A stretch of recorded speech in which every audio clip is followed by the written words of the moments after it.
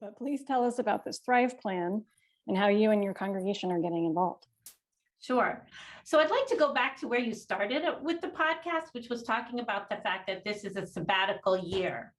So in our congregation, and particularly in our climate action team, we were thinking about what would be an appropriate project for us to get involved in that reflects the values of the sabbatical year.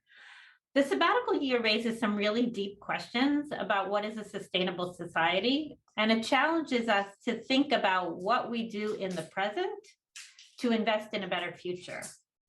We were excited to find out that, coincidentally, I guess, our county was considering a new general plan. The general plan, which is called Thrive 2050, is about how the county will grow over the next 30 years. And most specifically, it's about the land use plans for the county. Our current general plan is from 1964, and that plan prioritized cars, which over the years has led to a lot of congestion, people driving a lot, and very high emissions. And it also exacerbated segregation because it took as its starting point existing patterns of segregation that were caused by redlining and by restrictive covenants.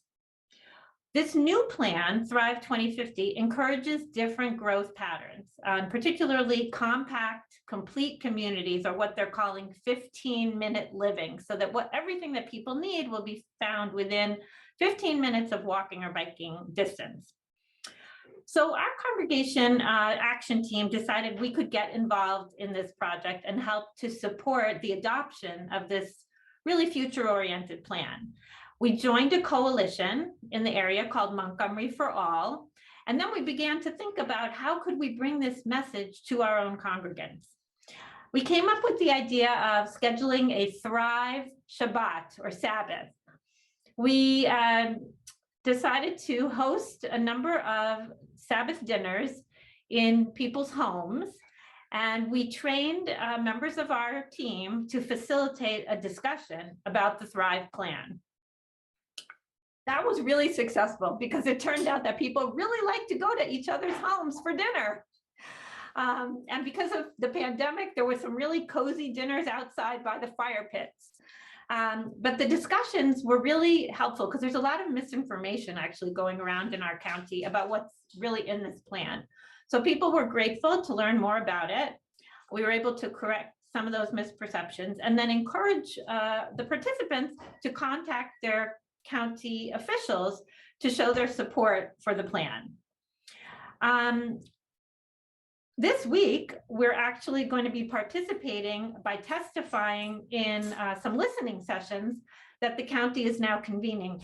And we have 7 people from our congregation who've signed up to testify. And we know that would never have happened without our educational activities and the Thrive Shabbat. That's amazing. That's really a lot of participation. Thank you for sharing that.